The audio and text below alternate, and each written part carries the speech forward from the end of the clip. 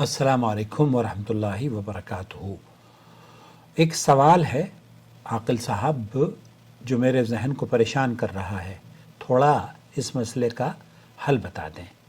یہ سب باتیں بتانے سے پہلے بیوی کو بولا تھا اللہ معاف کرے، اللہ معاف کرے جو میں بولنے جا رہا ہوں، اس میں میرا کوئی نیت نہیں ہے اور نہ ہی کوئی ارادہ ہے، اگر کوئی غلطی ہو جائے تو اللہ معاف کرے۔ اس کے بعد میں نے جو غلط خیالات دل میں پیدا ہوئے اس کو بتانا اسٹارٹ کیا بیوی سے، اور بانٹ پکڑ کر بہت پیار سے سمجھا رہا تھا، ہاتھ پکڑ کر بہت پیار سے سمجھا رہا تھا۔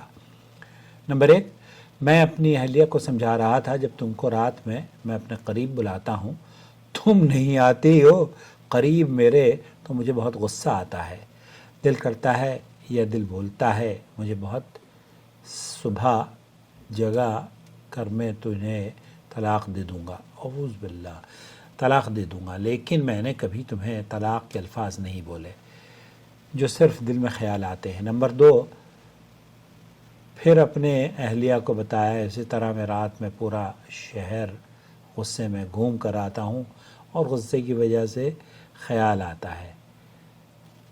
میرا بھائی خیالوں میں کوئی طلاق نہیں ہوتی یار، کیوں اپنا گھر برباد کر رہے ہو؟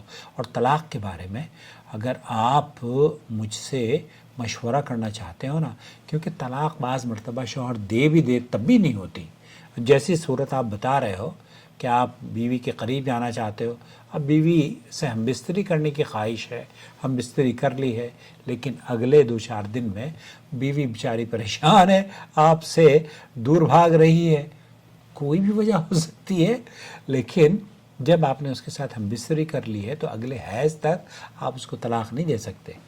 طلاق دو گے بھی تو طلاق بدعی ہوتی ہے۔ سعودی عرب کے علماء کہتے ہیں یہ بدعی طلاق قابل قبول نہیں ہے، جو صحیح موقف ہے۔ انڈیا پاکستان میں کہتے ہیں کہ یہ طلاق ہو جاتی ہے، بدعی طلاق بھی ہو جاتی ہے۔ یہ بہرحال جو صحیح موقف وہ یہی ہے کہ طلاق نہیں ہوتی۔